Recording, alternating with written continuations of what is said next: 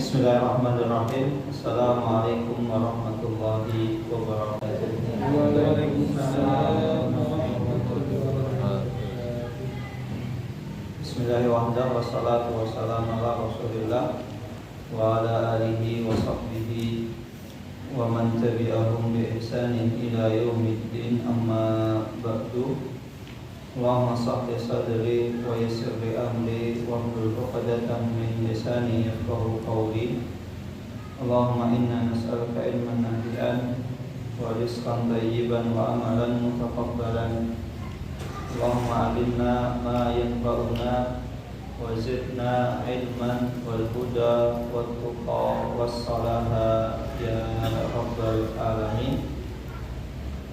Bapak Ibu yang dirahmati Allah Subhanahu wa taala, alhamdulillah summa alhamdulillah, tiada kata yang pantas keluar dari lisan kita kecuali memuji dan mengagungkan Allah Subhanahu wa taala. Dan tak lupa juga salawat dan salam kita haturkan kepada suri tauladan kita Nabi Agung Muhammad sallallahu alaihi wasallam. Bapak Ibu yang dirahmati Allah Subhanahu wa taala, pada malam hari ini insyaallah kita akan masuk pada pembahasan terakhir dalam kasih sayang orang tua kepada anaknya. Dan insyaallah setelah ini kita akan masuk pada bab yang sangat penting. Dan insyaallah semua kita pasti akan mengalaminya. Kalau misalnya kasih sayang orang tua kepada anak, tidak semua orang itu punya anak terkadang. Atau terkadang punya anak, tapi misalnya anaknya lafadzullah sudah meninggal duluan, kan ada. Bab setelah ini insyaallah pembahasan tentang hak seorang tetangga. Hak seorang tetangga. Insyaallah semua orang yang ada di sini semuanya pasti punya tetangga. Sampai tinggal di hutan sekalipun itu punya tetangga. Nggak ada orang hidup di dunia ini tidak memiliki tetangga. Nah, insyaallah kita selesaikan tentang kasih sayang orang tua kepada anak. Pada pertemuan sebelumnya telah kita jelaskan dan kita bahas bahwasannya sebagai seorang orang tua yang memiliki anak, kita dilarang untuk pilih kasih kepada anak kita. Sampai pun ketika seorang anak itu misalnya ada yang kita memiliki dua anak, misalnya salah satu duduk di pangkuan kita, kemudian ada satunya didudukkan misalnya bukan di pangkuan, itu termasuk tidak adil kepada sang anak. Dan pembahasan kita pada malam hari ini adalah jangan engkau jadikan anakmu ahli maksiat. Jangan jadikan anakmu sebagai ahli maksiat. Kok bisa menjadikan anak itu ahli maksiat? Ternyata ada. Marilah Bapak Ibu sekalian, kita baca satu persatu hadis yang berkaitan tentang pembahasan kita pada malam hari ini. Rasulullah SAW beliau telah menjelaskan bahwasannya sebagai orang tua memiliki kendali penuh kepada anaknya.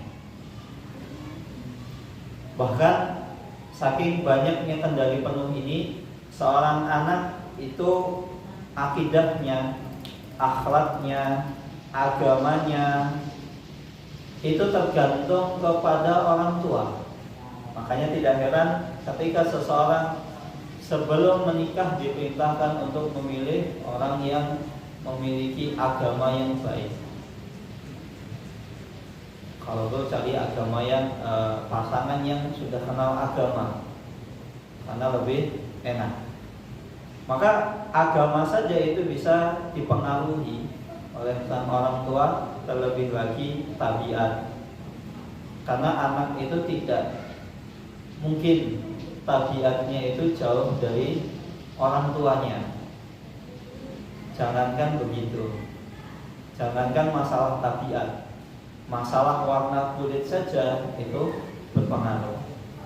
Maka jarang kita dapati misalnya orang tuanya misalnya hitam, mohon maaf, hitam atau coklat manis. Nah, kalau Indonesia kan hitam nggak ada, coklat manis, sawo matang.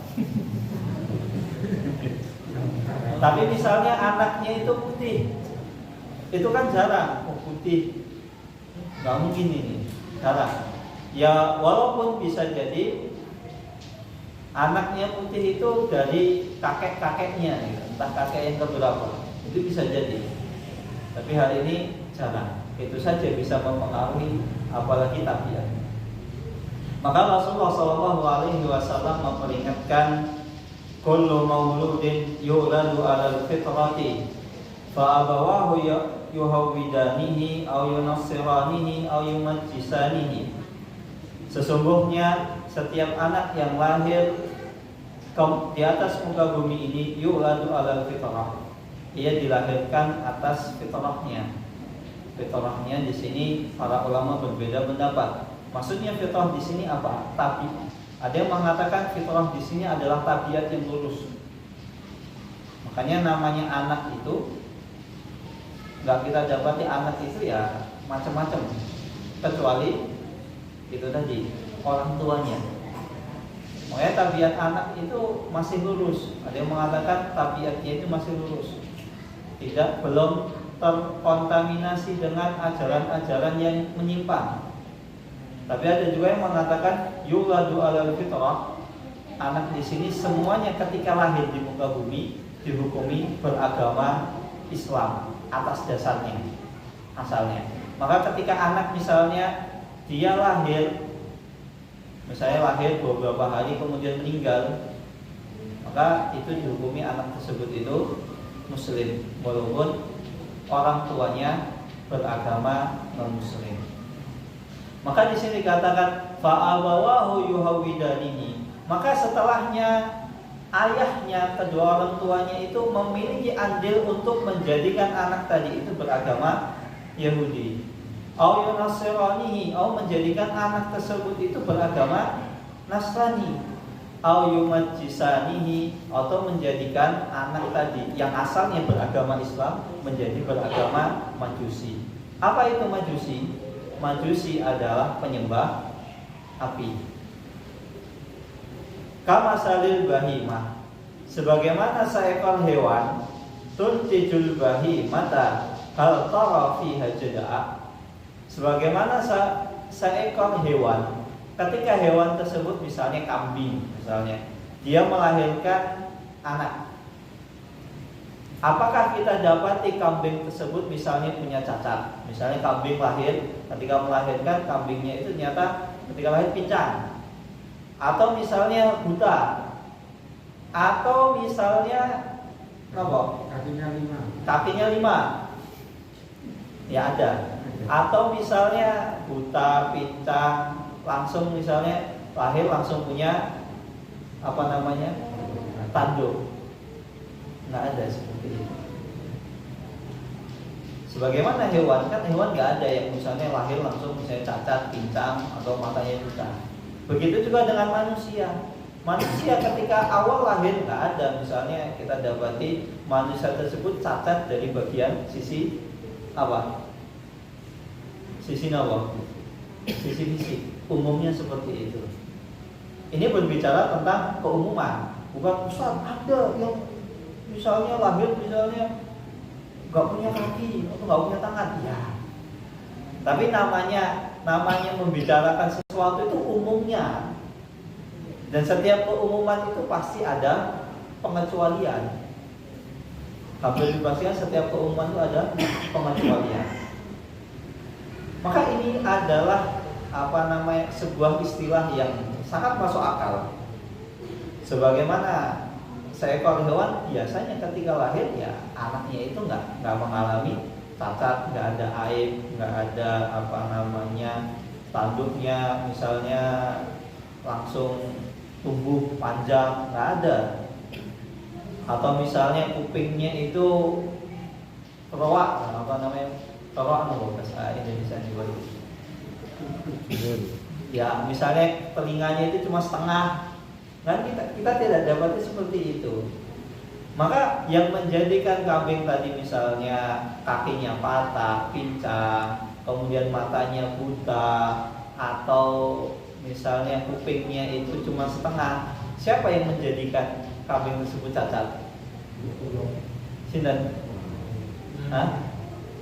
Ya bisa jadi sang pemilik kambing, atau misalnya sang pengembala kambing yang membalain kambing tersebut, atau misalnya karena kita terendor, kadang amat misalnya cempe gitu, pas dibawa ke kandang lewat misalnya jalan, ternyata ada cempe yang kabur, satu cempe kabur ketabrak, akhirnya pincang. Itu siapa yang salah?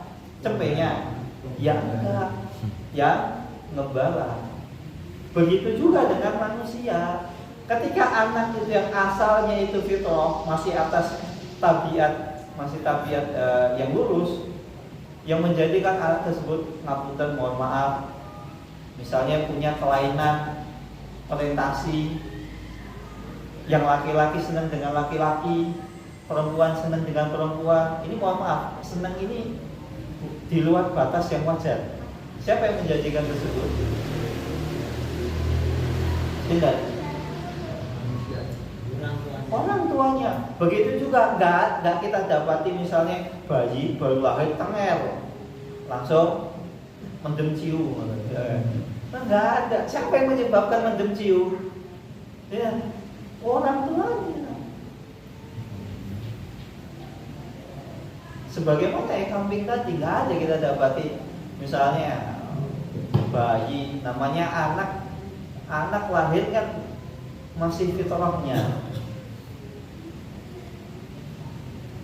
Maka ketika seseorang misalnya seseorang diberikan amanah seorang bayi, baik laki-laki atau perempuan, bayi tersebut itu ya nggak akan dia tahu misalnya bisa minuman keras, atau misalnya anak kecil, Bapak Ibu bisa tanya kepada anak kecil ya. Ketika anak kecil itu, ketika kita tanya, kira-kira dia jawabnya itu jujur atau bohong? Anak kecil jujur kan?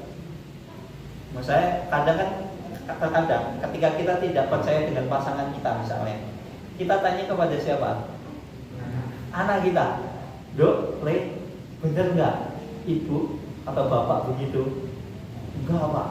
Kita pasti lebih percaya anak kita dibanding siapa? Pasangan kita. Karena anak ini masih dalam fitrahnya jujur. Dia nggak diajari dusta. Maka siapa yang ngajari dusta? Orang tuanya. Atau misalnya seorang anak tiba-tiba lahir tengel, sebulan 2 bulan sudah bisa nipu. Nggak ada. Atau mengalami penyimpangan dan sebagainya. Maka yang menyebabkan fa'innahu li'amrin kharijin anil fitrah, sesungguhnya yang menyebabkan penyimpangan tersebut adalah sebab lahir, sebab luar, eksternal. Mungkin orang tuanya, mungkin kakeknya, simbahnya, kakek, nenek, atau pamannya, seperti itu. Imma ayakuna bisa bagi su'it tarbiyah, bisa jadi orang tuanya ketika mendidiknya itu dengan pendidikan yang jelek, asal-asalan, wal ihmal fiha, atau mengabaikan pendidikannya, misalnya masukin sekolah asal-asalan, yang penting anak saya sekolah, nggak dicek sekolah tersebut itu apakah baik. Sekolah baik itu nggak mesti mahal ya. Mau dicatat, sekolah baik itu nggak mesti mahal.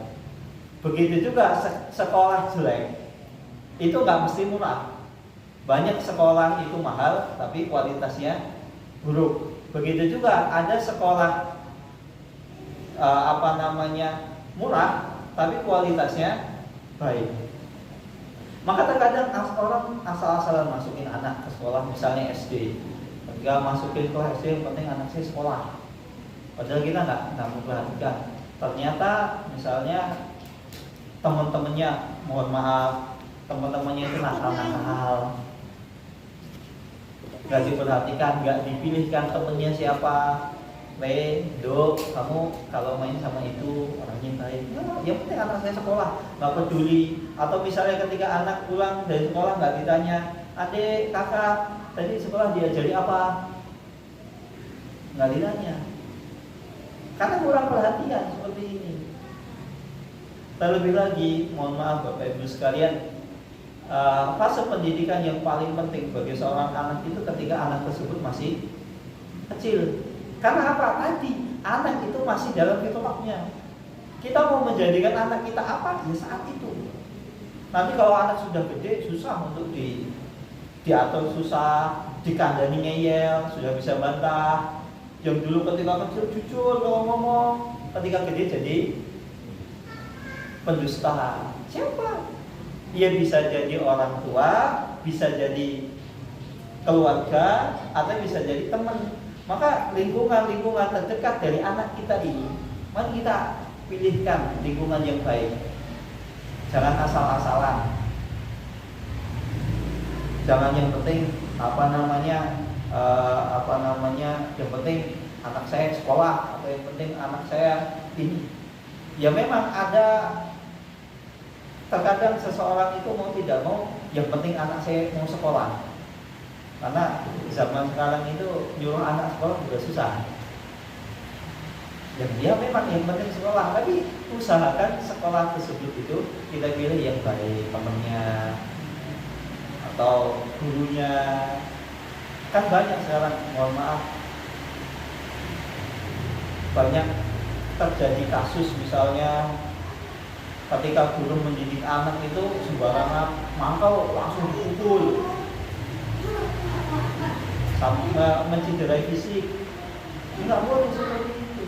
Maka kita pilihkan yang gurunya baik, gurunya pengertian, seperti itu. Nah, Al-Allamah Ibnu Qayyim rahimahullahu taala, Imam Ibnu Qayyim rahimahullahu taala mengatakan, "Faman ahmala ta'lima waladihi ma yanfa'uhu wa taraka sudah faqad asa'a ilaihi ghayatan isa'ah." Barang siapa yang dia tidak memperdulikan pendidikan anaknya, memperdulikan dari apa-apa yang bermanfaat bagi pendidikan sang anak, wa tarakahu sudah, dan membiarkan anak tersebut terserah, main terserah, nggak dijami, nggak diatur, nggak dikasih tahu, udah dibiarkan. Faqad asa'a ilaihi, maka sesungguhnya orang tersebut itu telah menyia-nyiakan sang anak dengan seburuk-buruk sia-siaan.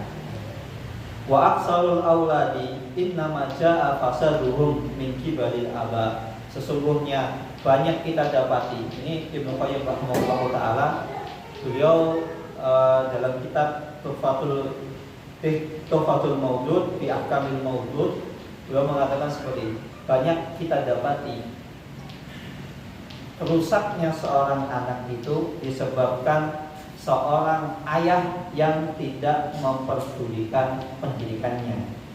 Wa tarki ta'limihim fara'iduddin wa sunanihi.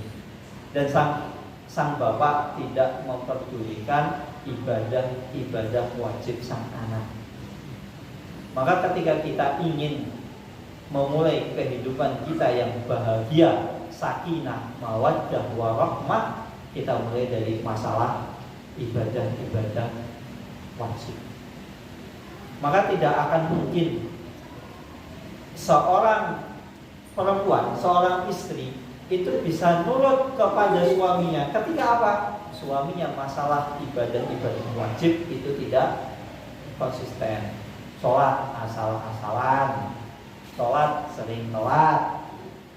Kira-kira sebagai seorang istri, Bu, ketika misalnya suami ibu itu malas sholat, apa yang ibu lakukan? Apakah ibu mau taat kepada suami?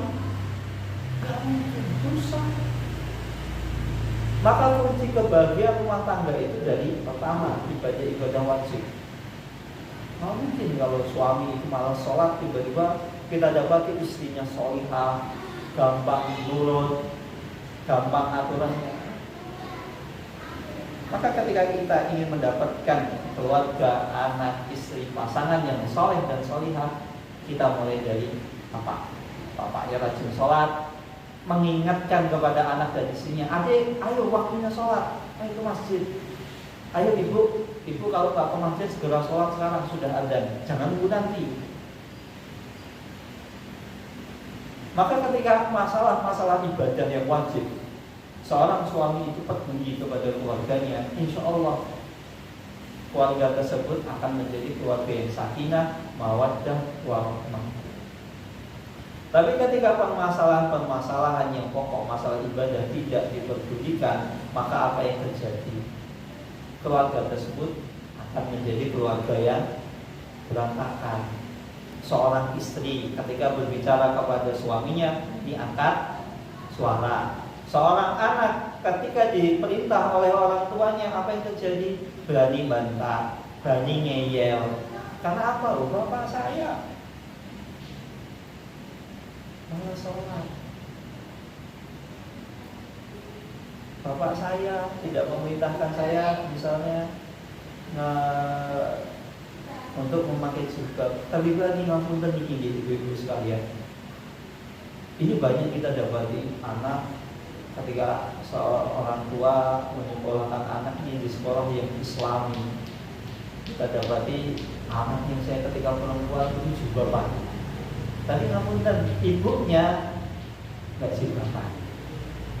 Kira-kira berapa lama anak tersebut itu bertahan? Dia konsisten dengan jilbabnya? Nggak lama. Makanya banyak loh, Ustaz. Pernah saya tanya, Ustaz, dulu anak-anak sini itu TPA-nya rajin-rajin. Ketika zaman TPA, KTK SD itu jilbaban semua. Anak yang laki-laki, yang perempuan jilbaban semua, yang laki-laki rajin sholat. Tapi kenapa sekarang kok malas sholat, datang ke masjid? Yang perempuan ketika sudah lulus SD, SMP, SMA lepas jilbab semua. Maka ini jawabannya. Coba cek, apakah bapaknya, batang hidungnya muncul di masjid? Apakah ibunya dia konsisten memakai jilbab? Enggak.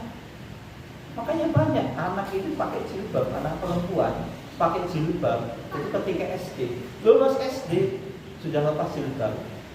Padahal ketika anak misalnya masih SD, kelas 1, kelas 2, kelas 3, itu rata-rata kan belum balik. Kalau 4, 5, 6 ada kemungkinan perempuan itu sudah balik. Itu misalnya kelas 1, kelas 2, kelas 3 nggak pakai jilbab, nggak apa-apa, nggak masalah. Bahkan bisa kita dapat ibu-ibu sekalian, kalau kita di Arab Saudi, di Mekah, di Madinah, itu anak-anak kecil itu sekolahnya nggak pakai jilbab loh. Anak SD kelas 1. Beda dengan kita anak TK playgroup itu sudah pakai jilbab perempuan, masih kecil. Tapi di Arab Saudi nggak pakai jilbab. Ya karena apa? Ya, itu belum wajib. Ya ada yang pakai jilbab, nggak masalah. Tetap kita anjurkan. Tapi di negara kita ini kok kebalik, perculnya jilbaban gede, ketika sudah besar jilbabnya dicopot. Padahal perempuan wajib menutup aurat itu adalah ketika sudah balik, bukan ketika sudah siap.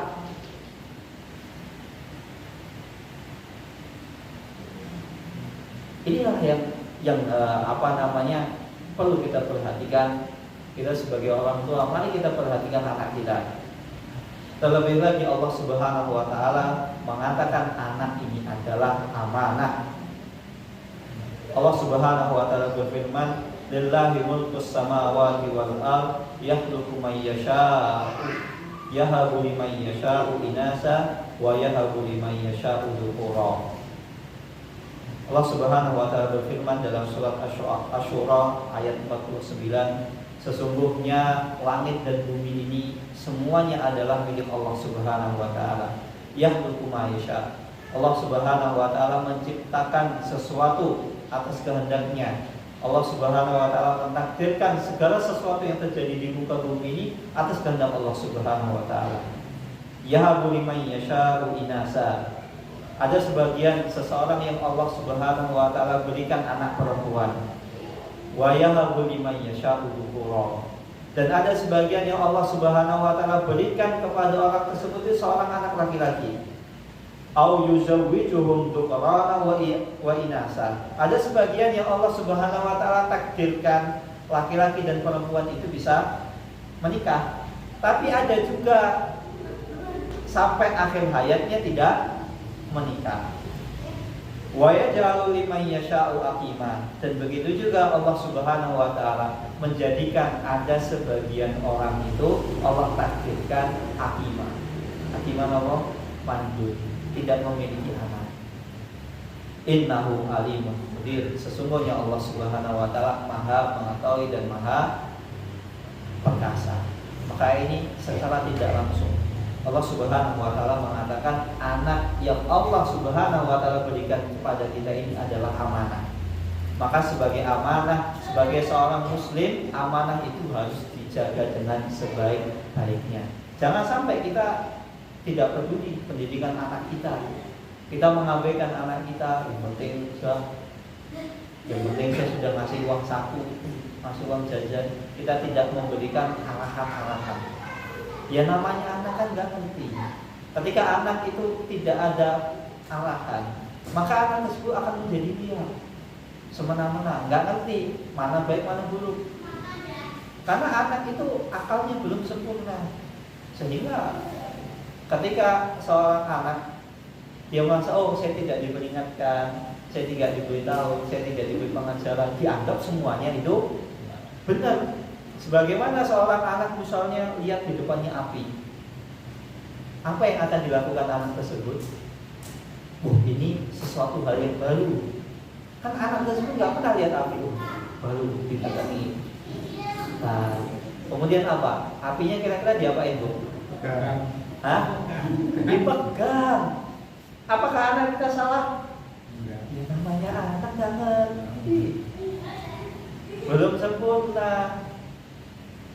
Maka kita ketika sebagai orang tua, nah itu api, panas, bahaya, bisa sakit, bisa melukai. Kita beritahu pengajaran. Kalau misalnya apa yang terjadi ketika orang tuanya melihat anaknya mendekati api, kemudian orang tuanya cuma cuek, apa yang terjadi? Apinya mau bermain. Dianggap dia tidak melakukan sesuatu hal yang salah. Maka inilah seorang anak. Maka Syekh Abdul Razak hafizahullah taala mengatakan sesungguhnya agama Islam ketika Allah Subhanahu wa taala berfirman dalam surat Asy-Syura ayat 49 dan 50, Allah Subhanahu wa taala menegaskan hendaklah sebagai orang tua untuk mendidik, untuk berbuat baik kepada sang anak, memperhatikan pendidikannya. Sehingga dari seorang anak tadi, seorang perempuan, anak yang Allah Subhanahu wa taala berikan kepada dia, misalnya anak perempuan yang dia didik tadi menjadi anak perempuan yang sholihah, afifah. Napa niku afifah? Menjaga kehormatan. Maka ibu-ibu sekalian, mungkin enggak seorang anak itu bisa menutup Allah? Kalau misalnya ibunya itu tidak menutup Allah, kan banyak kita dapati ibu zaman dulu, zaman orang tua kita kecil, ketika orang tua kita kecil, perempuan itu, jangan perempuan, laki-laki kalau keluar malam, apa kata orang tua kita zaman dahulu? Napa? Gak sopan ya. Wong itu kok sopo bengi-bengi. Seperti itu.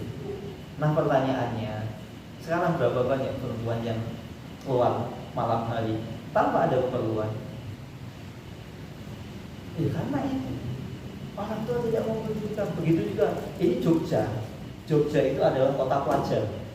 Yang notabene Jogja itu didominasi oleh kaum pelajar. Bahkan orang Jogja sendiri itu lebih sedikit loh. Warga Jogja lebih sedikit daripada warga pendatang. Banyak malam-malam kuyuran. Kenapa kok bisa kuyuran? Oh ngerjain tugas, dia monggo ngerjain tugas karena besok deadline. Mau nggak mau nyari misalnya fotokopian. Tapi pertanyaannya, yang mengerjakan tugas itu berapa sekian persen? Di antara yang cuma hura-hura, nggak ada apa namanya kerjaan, main-main. Kenapa mereka bisa seperti itu? Ya karena bisa jadi ada di antara orang tua yang tidak mempedulikan anaknya. Yang penting anak saya kuliah di mana? Kota pelajar. Ketika ditanya, Mas, anak kuliahnya di kota pelajar Jogja. Oh, keren. Padahal nggak ngerti anaknya di sini ngapain. Bahkan pernah saya dapati, saya pernah ditanya, Ustaz, di daerah saya ini rata-rata pengguna semua, Ustaz. Bahkan pengedar. Anak-anaknya itu masih kecil, kasihan. Bapaknya itu udah dikasih tahu berkali-kali keluar masuk penjara. Ya kalau orang tua ya sudah terlanjur kan susah dinasihati. Tapi masalahnya Ustaz, ini anak-anaknya ini gimana? Akhirnya karena beliau punya biaya, anak-anak ini diselamatkan, diambil satu-satu di pondokan. Ada di Jawa Timur, ada di mana? Ya agar apa? Tidak terkontaminasi, tidak tercampur, tidak kena efek samping. Bahkan beliau cerita, salah satu kenalan saya alhamdulillah sudah sekitar 2 tahunan saya kenal beliau, dan kebetulan saya setiap pekan itu ada kajian di rumah beliau.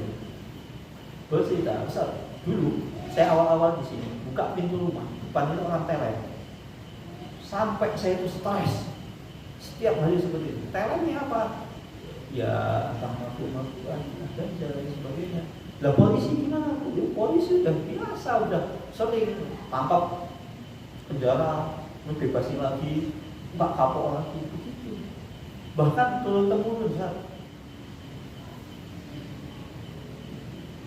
Maka kalau misalnya kita ya orang tua misalnya tidak memperhatikan, maka itu jadi seperti itu. Di Jakarta, di kota-kota besar seperti itu, orang misalnya melakukan tindakan asusila dianggap biasa. Anak SD, mohon maaf, pernah memegang lawan jenisnya, tahu ya, di Jakarta. Karena kenapa? Ya dianggap biasa, nggak ada penelitian, nggak ada apa namanya peringatan dari orang tua. Ini bisa jadi seperti itu. Maka anak ini adalah investasi kita. Sebaik mungkin kita ketika kita berinvestasi, kita menginginkan investasi kita ini adalah investasi yang apa? Untung apa rugi? Untung. Jangan sampai ketika kita berinvestasi pada anak kita malah buntung. Karena bisa jadi seorang anak kelak di akhirat akan menarik apa namanya orang tuanya ke dalam neraka. Misalnya orang tuanya soleh, tapi ternyata anaknya pendidikannya tidak dipedulikan. Akhirnya protes, ya Allah, saya dulu ketika hidup di dunia, bapak saya memang soleh, tapi dia tidak pernah memperhatikan pendidikan saya. Ya Allah, saya nggak ridho orang tua saya masuk surga. Siapa yang menuntut itu? Anak. Maka jangan sampai investasi kita ini untung. Kita pasti menginginkan anak kita menjadi investasi yang untung. Terlebih lagi ketika seseorang Allah Subhanahu wa taala berikan seorang anak perempuan 2, 3, itu sejatinya adalah kesempatan yang Allah Subhanahu wa taala berikan kepada kita semua agar kita bisa masuk surga. Kenapa? Rasulullah SAW pernah bersabda dalam dalam sebuah hadis Allah Subhanahu wa taala Rasulullah sallallahu alaihi wasallam bersabda, "Man kana lahu salasatu banatin fasabara alaihinna wa at'amahunna wa saqahunna wa kasahunna min jiddatihi kunna lahu hijaban minan nari yaumal qiyamah." Rasulullah SAW bersabda, barang siapa yang Allah Subhanahu wa taala berikan salah banat, 3 anak perempuan, fasabara alaihinna, kemudian orang tersebut itu sabar mendidik, memperhatikan pendidikannya, wa amahunna, dan memberikan makanan-makanan yang halal, wasaqahunna, dan memberikan minum dari sesuatu yang halal, wa kasahunna, dan memberikan baju dari sesuatu yang halal, kunna lahu hijaban minan nari yaumal qiyamah. Karena sesungguhnya anak tadi yang dia berikan itu akan menjadi penghalang dia dari siksaan api neraka. Dan pada hadis-hadis yang lain Rasulullah SAW juga bersabda, diriwayatkan dari Imam Bukhari dalam Adabul Mufrad, "Man kana lahu salasu banatin yu'wihinna wa yakfihinna wa yarhamahunna faqad wajabat lahul jannatul battah." Rasulullah SAW bersabda dalam hadis riwayat Bukhari dalam kitab Adabul Mufrad, barang siapa yang memiliki 3 anak perempuan, yu'ihunna, kemudian orang tersebut itu mendidiknya, mengasihinya dengan sebaik-baik pendidikan, dengan sebaik-baik tarbiyah, wa yakfihinna, dan mencukupi segala kebutuhannya, wa yarhamahunna, dan menyayanginya, faqad wajabat lahul jannatul battah, maka sungguh orang tersebut wajib masuk surga. Kapan itu? Ketika seseorang memiliki 3 anak perempuan, dia mendidiknya dengan sebaik-baik pendidikan, dia mengajarkan kepada sang anak bagaimana cara menjaga kehormatan seorang wanita, bagaimana batasan pergaulan antara laki-laki dan perempuan, bagaimana batasan aurat yang Allah Subhanahu wa taala gariskan, bagaimana ia menjaga sang anak agar bisa menjaga kewajiban-kewajibannya, ibadah-ibadahnya, ibadah baik sunnah maupun ibadah wajib, maka Allah Subhanahu wa taala pasti akan memasukkan orang tersebut ke dalam surga.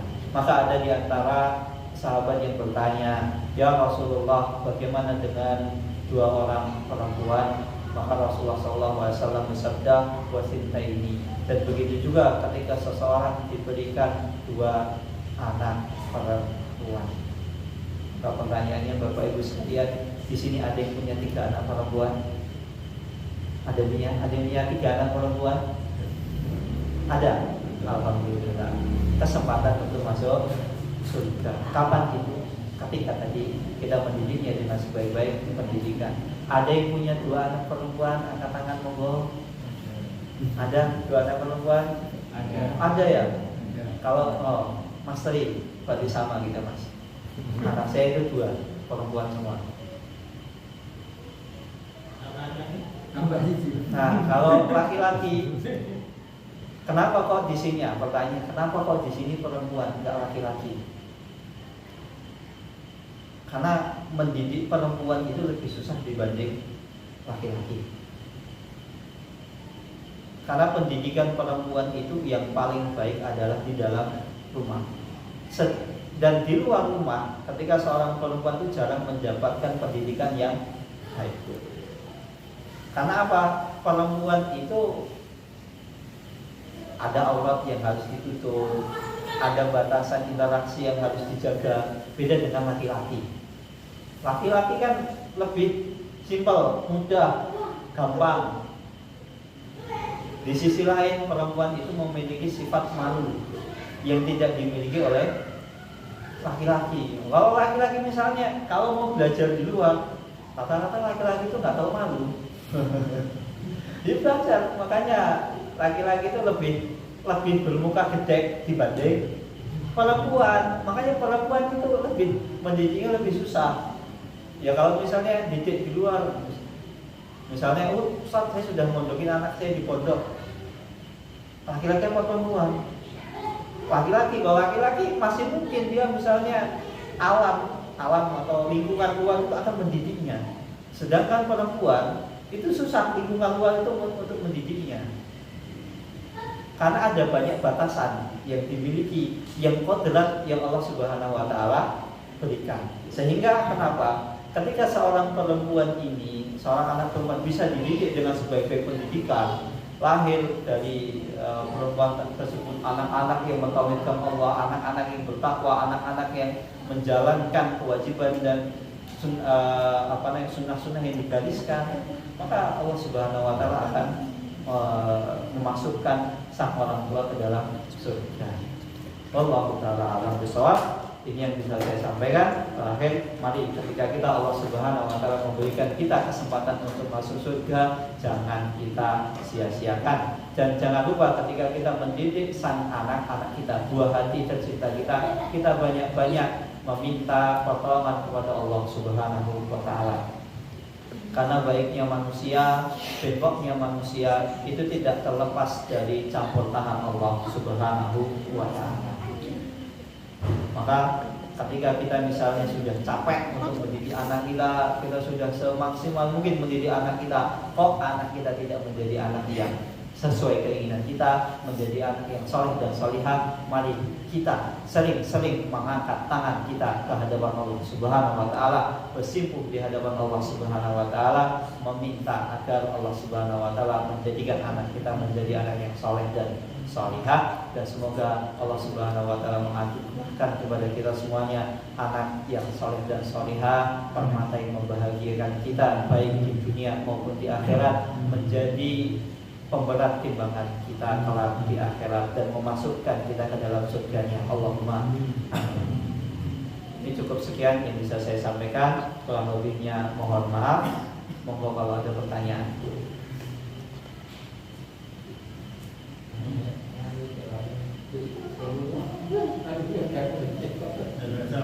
Monggo Pak Edi. Tadi dijelaskan ketika seorang anak tidak menjadi ahli neraka gitu ya, itu nanti akan menarik orang tuanya jadi masukkan ke dalam neraka.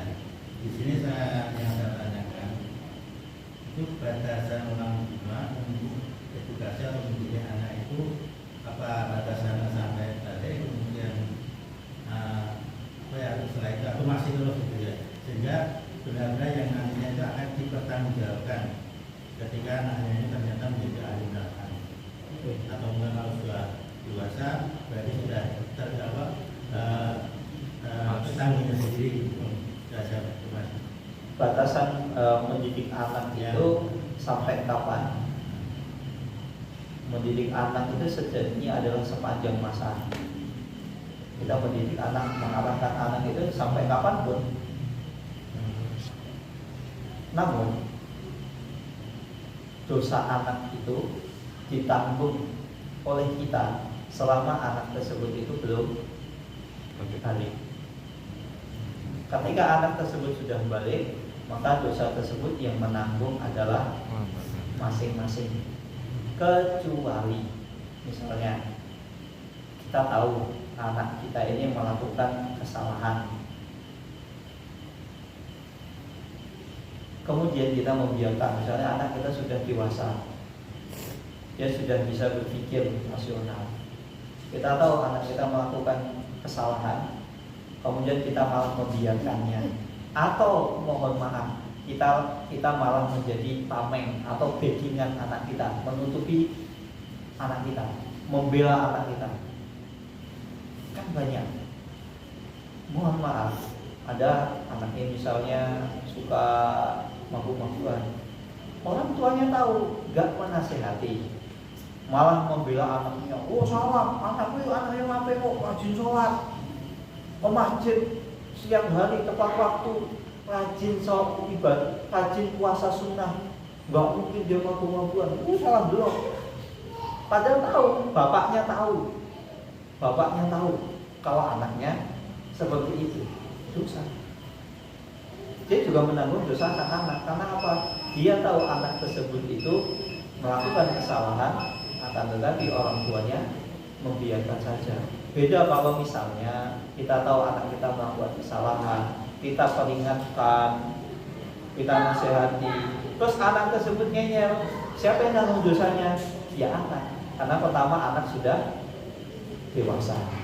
Beda. Makanya selama anak itu belum dewasa, dosa yang menanggung adalah orang tua.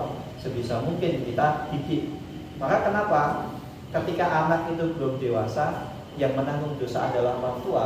Ini menunjukkan pendidikan awal itu sangat penting, mempengaruhi kelanjutan seseorang di kemudian hari.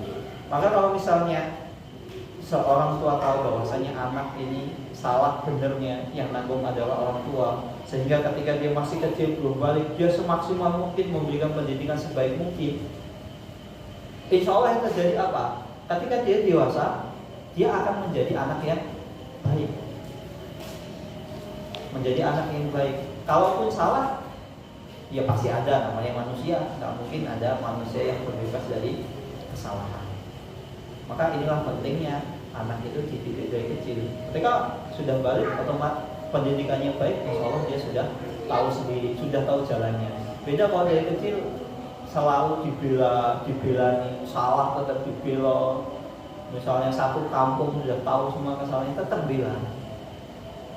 Maka kita akan mempertanggungjawabkan kelak di akhirat. Allahu ta'ala a'lam bishawab.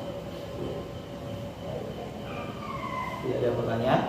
Kalau tidak ada pertanyaan, insya Allah pertemuan pekan depan kita membahas tentang adab bertetangga. Monggo yang punya tetangga diajak, biar kita tahu batasan bertetangga itu nopo mawon. Apakah kita melakukan ini boleh?